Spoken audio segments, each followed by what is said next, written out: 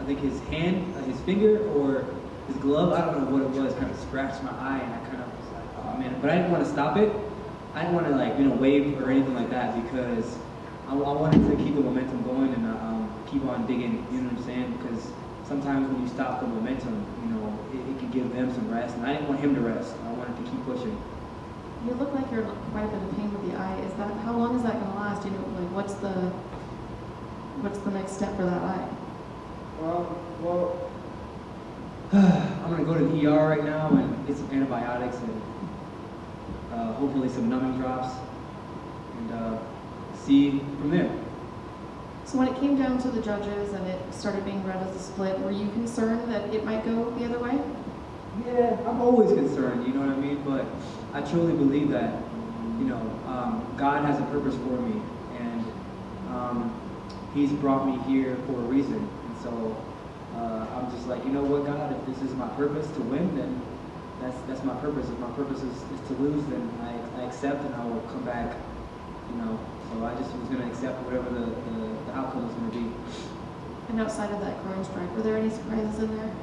Not really, wasn't really any surprises. I was trying to chop his leg. To be honest with you, I was trying to break his legs the whole fight because I know he didn't. Me and Dewey were working those body kicks, leg kicks. I know he was checking the kicks, and my whole mentality going in was breaking his legs. I was trying to break his legs, and I knew when he started talking to me, I was like, yeah, I'm getting close. I'm getting closer and closer, and I was just chopping his legs away. So I know he's gonna be waking up feeling that tomorrow morning for sure, because my kicks are no joke.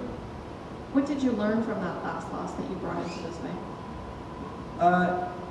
Never take a fight on 2 weeks' notice. That's what I learned, because I had a terrible weight cut and I was cramping up so bad during my weight cut, and it made me do stupid things that I didn't want to do. Like I was trying to force the fight and do random flying knees because I felt like I couldn't go the distance because the weight cut was so terrible, and I was cramping and all the emotions of everything going on, and you know what I mean? But it was meant to happen because after that fight, I ended up leaving Syndicate and meeting up with Dewey Cooper and Jason Manley, and that was the best decision ever because, Dewey had me running Mount Charleston and running the Red Rock Mountain and running all these mountains, and I've never ran before in my fights. And so the fact that Dewey had me, running these mountains, and when I got to the top of the mountain, just being like, looking around and being like, man, there's nobody else up here on these mountains, it's just me. And that's the feeling that I felt like, okay, so this is what it's gonna be like to be a champion and have to do things that nobody else is doing, and it's definitely lonely at the top. So I want to be there, and not only that, but fighting on Black History Month, being a black athlete, and I've said this before, is very important to me because it gives me a platform for athletes coming up, young athletes coming up and paving the way. And there's athletes in my gym right now.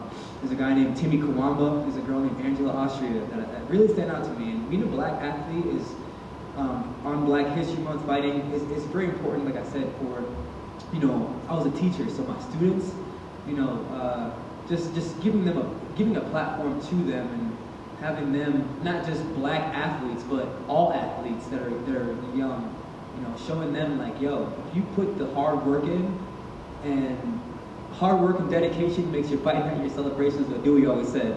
So if you put the hard work in, anything can happen. Do you have a black athlete that you look up to? No, I do not have a black athlete I look up to. To be honest, I only look up to one person, and that is Jesus Christ, because he died for everything, for me, for us, and I know in this game it's more about the violence, and I'm okay with being the Jesus freak. I'm totally okay with that. Everyone has their own path, but that's the beauty about the UFC. There's a stage for everybody. There's the Conor McGregors, the Sean Stricklands, and then there's the Jesus freaks like me.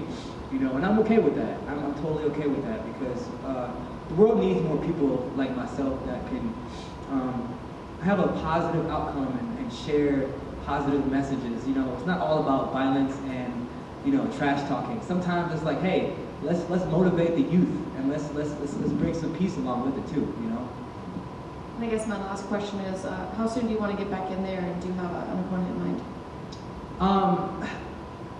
You know what? It'll be once I get my eye situation figured out, we'll plan it out, and I'll talk to my managers and my coaches. But there is a guy that I would love to fight because I think he's a very exciting fight, and I think we would put on a show, a banger, and that's Matt Schnell. I think we put on a great performance because he comes to fight, I come to fight, and I think that's the game. I mean, people want to see entertaining fights, and I think we would be an entertaining fight.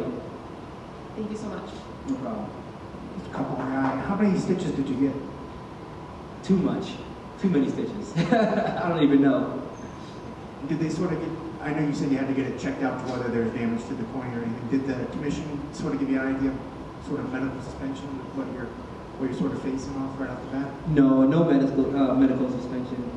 I probably would just go to the ER and go from there. Yeah. Seeing where I have to go, but it was great though because I was fighting with like cramps in my stomach from that groin shot and then one eye, and so I liked it because it was like my warrior moment. You know what I'm saying? Like, can I dig deep and fight through this fight with one eye and cramping stomach? And the answer is yes, I could.